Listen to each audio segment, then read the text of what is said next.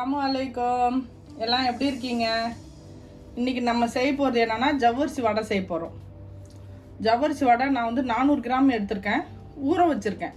6 மணி நேரம் ஊற வச்சுருக்கேன். ஊற வச்சோடனே இங்கே பாருங்கள், இந்த மாதிரி ஆகிடும். இது மாதிரி ஆகணும். உள்ளே வந்து முழுசாக இல்லாமல் இந்தமாரி மாவு மாரி ஆகணும். இதுக்கு நான் மீடியம் சைஸ் உருளைக்கிழங்கு 3 எடுத்திருக்கேன். இது மாதிரி கடலை இது மாதிரி குத்தி வச்சுருக்கேன்.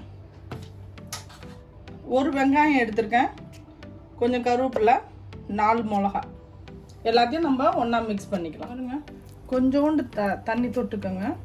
உங்களுக்கு எவ்வளோ பெருசு வேணுமோ அது மாதிரி நல்லா உருண்டை ஃபஸ்ட்டு இப்படி ஊட்டிக்கோங்க. ஊட்டிட்டு இப்படி 2 கையும் வச்சு இப்படி அழுத்துங்க. அப்போ அது நல்லா கரெக்டாக வட்டமாக கொஞ்சம் குண்டாக இப்படி வரும்.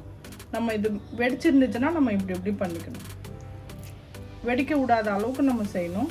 இது பாருங்க, இந்த மாதிரி பண்ணி வச்சுக்கோங்க. இது பாருங்க, இந்த மாதிரி போட்டுக்கோங்க. போடும்போதும் கொஞ்சம் இப்படி அழுத்திட்டு போடுங்க, அது கொஞ்சம் நல்லா வரும்.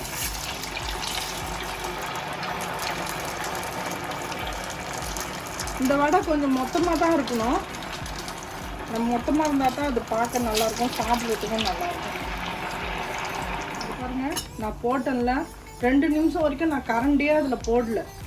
இப்போ தான் இந்த வைக்கிறேன். இந்த பாருங்க, கொஞ்சம் வெந்ததுக்கு அப்புறம் தான் நம்ம கரண்டியை அதில் போடணும். இல்லைன்னா எல்லாம் உடஞ்சி போயிடும்.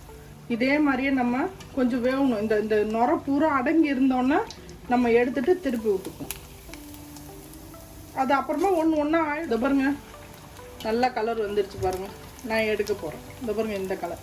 உங்களுக்கு இன்னும் கொஞ்சம் கடக்கா வேணும் அப்படின்னு நீங்கள் நினச்சிங்கன்னா நீங்கள் இன்னும் கொஞ்சம் மொருவு விடுங்க, பிரச்சனை இல்லை. எங்களுக்கு இது போதும்.